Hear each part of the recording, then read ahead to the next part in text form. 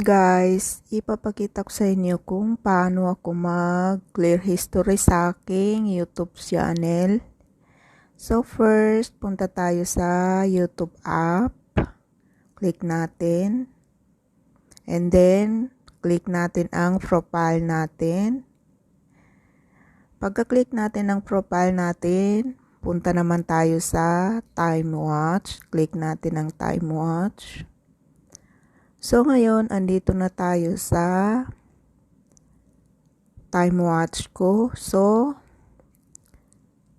i-click natin ang watch history. Click watch history. So, yan. So, ngayon, i-click natin ang 3 dots sa pinakagilid. 3 dots sa pinakagilid, right side. Click natin yan. So, ngayon, ito na tayo. So, ito ang pagpipilian natin. Post watch history, clear all, watch history, manage all history, watch on TV, help and feedback. So, ngayon, mag-clear history tayo. So, i-click natin ang clear all watch history. Sa isa kong account ito. So, ito na. So, ngayon, clear watch history. So, i-click natin ang clear watch history. So, wala na. Balik tayo sa channel ko. Tignan niyo, wala na.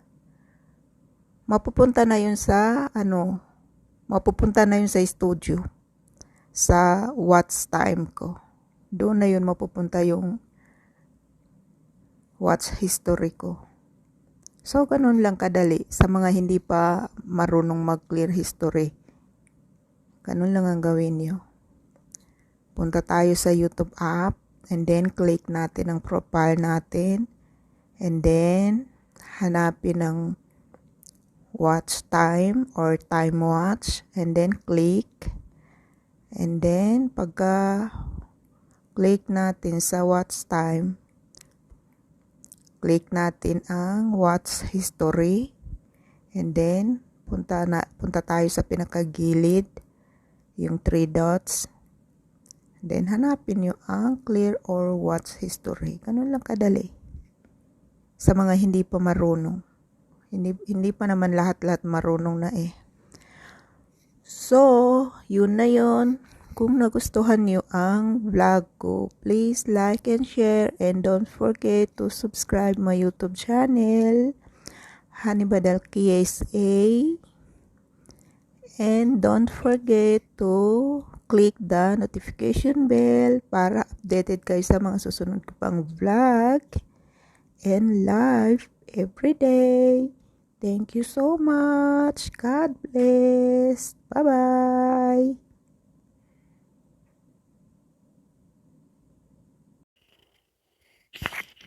So, paalala ko sa inyo guys, huwag kayong mag-clear history sa main channel nyo. Kung mag-clear history kayo sa mga ginagamit nyong ibang account nyo, huwag kayong mag-clear history sa main account nyo dahil mawawala ang watch hours nyo.